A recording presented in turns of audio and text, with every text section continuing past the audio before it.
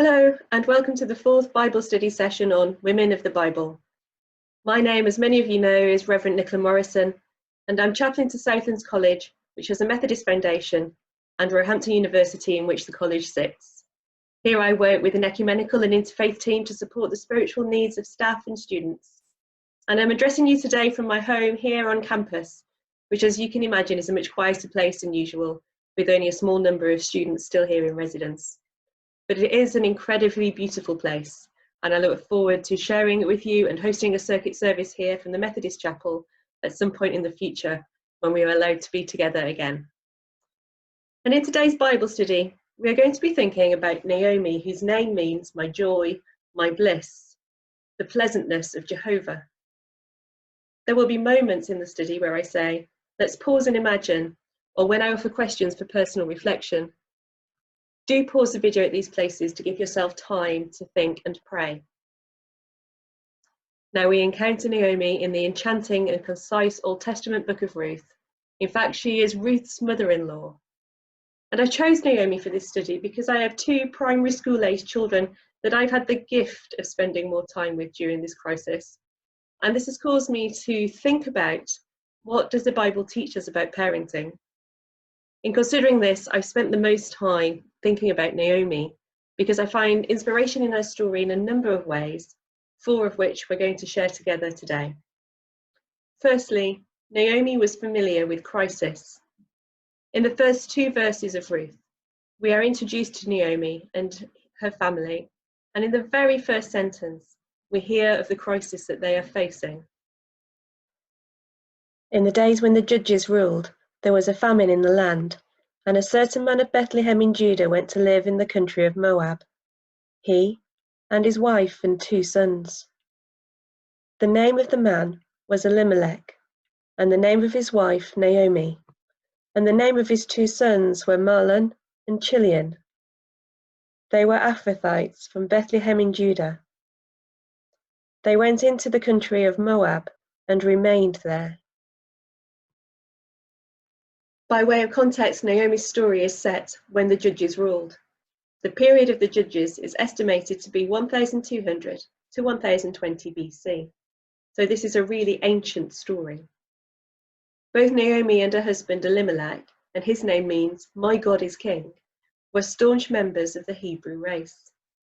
We are told nothing of their genealogy, but Elimelech is thought to have belonged to one of the outstanding families in Israel, being a brother of Salmon, Prince of Judah, who married Rahab. If this was so, then Naomi began her married life in comfortable circumstances. Naomi and Elimelech belonged to Bethlehem, Judah, where their 2 sons were born to them there. Now to the crisis. In the time of the judges, Israel suffered a great famine, deemed to be one of the punishments visited upon the people when they had sinned. And in the story, we are immediately told that this is the famine that drove Elimelech to uproot his family and move to Moab, where, we can assume, the food was more plentiful. To our ears, this might sound like an easy and sensible solution.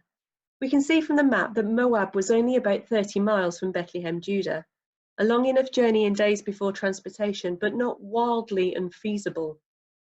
The distance, however, was not one of miles, but one of mind. As H.B. Morton, a travel writer specialising in the Holy Land, put it, distances in the Bible are not measured from one place to another, but from God. Naomi and her husband felt they were going into a far country because Moab was a land of foreign worship. So, for Naomi, such an uprooting from her native home must have been an incredible and real sacrifice. Sincere in her faith, she loved the people of God and was strongly attached to the wonderful traditions of her race. Let's pause here and imagine the unsettling feelings that Naomi may have had as she left all that she knew and found herself with her children in a strange land, unknown, and with the challenge of establishing a new home within all that is unfamiliar. And then 2 questions for reflection in our own contexts. Question 1. We are all experiencing the effects of coronavirus in different ways. One of the most helpful comments I've heard is, "We are not all in the same boat, but we are all in the same storm." So the question, what specifically is unsettling you at this time? What are the similarities and differences of that with Naomi's experience? Or it may be that you have a former experience that you feel strongly relates to this story that you want to think about. And question 2, who in our world today might have comparable experiences with those of Naomi? As we continue in the story, we quickly discover that the new land is not all they might have hoped it would be. This leads us to our second point for reflection. Naomi endured tragedy. Let's hear the next part of her story. But Elimelech, the husband of Naomi, died, and she was left with her 2 sons. These took Moabite wives. The name of one was Orpah, and the name of the other Ruth. When they had lived there for about 10 years, both Mahlon and Chilion also died, so that the woman was left without her 2 sons or a husband. What a brutal first few verses. Crisis has led to Naomi losing absolutely everything. To me, it's a little reminiscent of the Job story. She has lost her comfort, her home, her community, the centre of her worship and faith traditions, the hope of her sons marrying within the Jewish faith, for the Jewish law forbade marriage outside of the nation, and Orpah and Ruth were foreigners. She's lost her husband. She's lost her sons. All gone, all lost. Naomi is emptied and left a widow, which we know was a precarious and dangerous position for women in this period. Bereft along with her foreign daughters-in-law in a land that is not her home. Let's pause here and imagine what that avalanche of loss must have felt like. And then 2 questions for our own contexts. The Bible is full of stories about pain and loss and vulnerability. It is full of moments where the natural empathetic response is lament. Yet within the Christian tradition, we can sometimes feel that sad emotions betray a lack of faith, thinking perhaps that to trust in God is to live always in that sense of Easter joy, and therefore suppress sadness or even feel guilty when we do feel despondent. So question 3, how do we, the church today, balance being a hopeful people with leaving space for genuine and faithful expression of grief and loss? And question 4, in what ways might we need to do this personally and as a church as we respond to the corona crisis?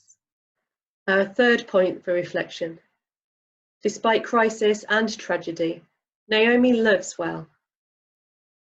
Relationships between in-laws, particularly mothers-in-law, are often strained. That's why there are so many jokes made about them. If you're ever in conversation with my husband, do ask him about his favourite Les Dawson joke. But Naomi, she doesn't conform to the stereotype. Rather, she inspires love in her daughters-in-law, even though they are not what she under Jewish law would have desired for her sons, even though they do not share her culture and tradition. She loves them, respects and appreciates them, and they in their turn love her back. Then she started to return with her daughters-in-law from the country of Moab, for she had heard in the country of Moab that the Lord had had consideration for his people and given them food. So she set out from the place where she had been living, she and her 2 daughters-in-law, and they went on their way to go back to the land of Judah. But Naomi said to her 2 daughters-in-law, "Go back, each of you, to your mother's house. May the Lord deal kindly with you, as you have dealt with the dead and with me. The Lord grant that you may find security, each of you, in the house of your husband." Then she kissed them, and they wept aloud. They said to her, "No, We will return with you to your people." But Naomi said, "Turn back, my daughters. Why will you go with me? Do I still have sons in my womb, that they may become your husbands?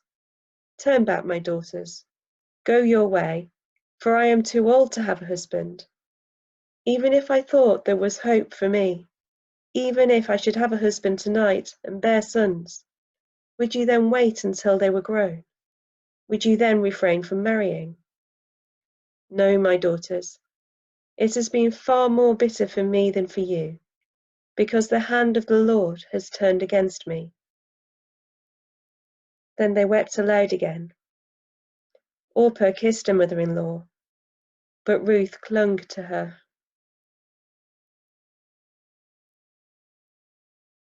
I love this picture by contemporary artist Sandy Freckleton Gagan. It's titled "Whither Thou Goest," and it depicts what we've just heard in the reading, the decision of Naomi to leave Moab and travel back to Judah, now much older than the last time she made the journey between those two places, just 6 verses ago. The picture captures the intense devotion of Ruth as she supports and cares for her mother-in-law and shades her from the heat. Ruth herself is another wonderful woman of the Bible, and the relationship between these two women has been an inspiration to many. I would certainly be thrilled to inspire this sort of love and friendship in others, whatever my relationship to them. But what I love most about Naomi's interaction with her daughters-in-law is her willingness to let them go. She doesn't cajole them into caring for her or seek her own needs above theirs, but lovingly she lets them go. She knows what it is like to live in a foreign country. She knows that she has very little to offer them and that they will most likely have a better life by returning back to their birth family. And she is sincere in her instruction for them to leave her. She blesses them and weeps for her loss, but she lets them go nonetheless. I said in the opening that I've been thinking about Naomi as I've been pondering what the Bible teaches us about parenting. And her example here of looking to their needs and letting go is something that I find incredibly helpful. Watching my children grow is a bittersweet experience. On the one hand, it's an utter joy to see them develop, and on the other hand, you know that the little person that they have just been is lost and will remain only in your memories.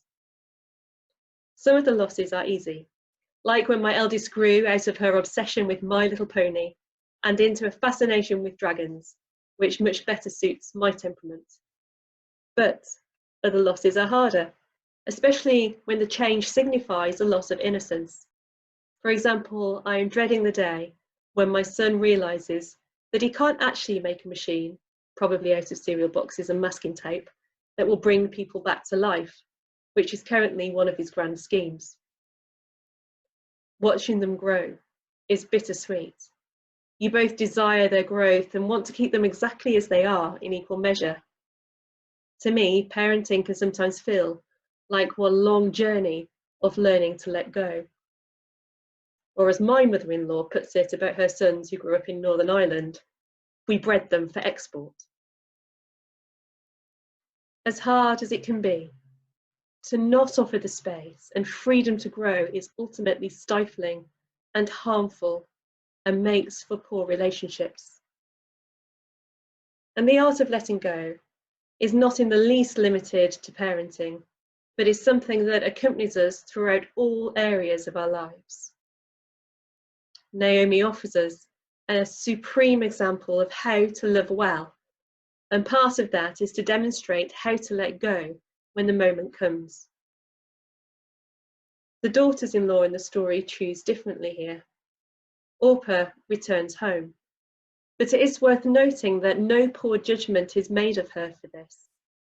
Whereas Ruth clings, and if we read on, we hear that Ruth petitions Naomi, and Naomi finally concedes to let Ruth go with her back to Judah. Let's pause here for 2 more questions. Question 5. What are those times when you yourself have felt well loved? And question 6.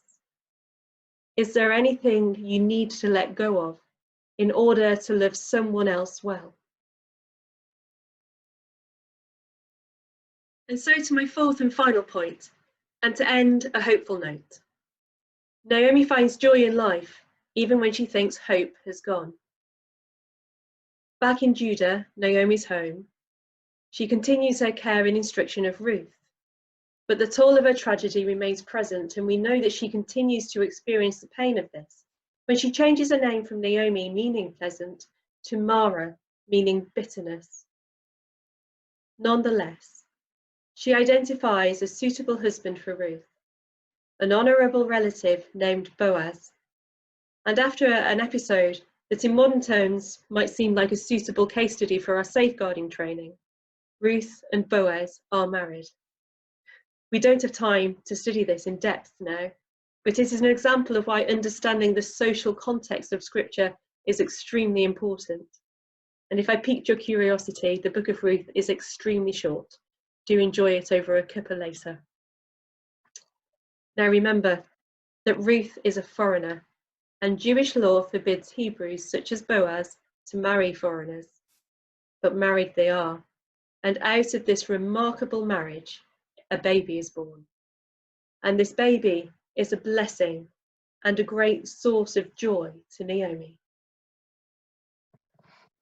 So Boaz took Ruth, and she became his wife. When they came together, the Lord made her conceive, and she bore a son. Then the women said to Naomi, "Blessed be the Lord, who has not left you this day without next of kin, and may his name be renowned in Israel. He shall be to you a restorer of life and a nourisher of your old age. For your daughter-in-law, who loves you, who is more to you than 7 sons, has borne him." Then Naomi took the child and laid him in her bosom and became his nurse. The women of the neighbourhood gave him a name, saying, "A son has been born to Naomi." They named him Obed. He became the father of Jesse, the father of David. What a beautiful and wonderful blessing from Naomi's kinswomen. Blessed be the Lord. He shall be to you a restorer of life and a nourisher of your old age. Naomi had known crisis, and she had endured great tragedy. Yet she loves well and is open to find joy in life, even though life has offered her great pain. And through her actions, the family she thought she had seen perish has been restored to the genealogies of Israel. For baby Obed lives to become the father of Jesse, and Jesse is the father of the great King David. And in the genealogical tables of Matthew, we read that the Moabitess who left her people for love of Naomi, duly named as an ancestress of the Messiah himself.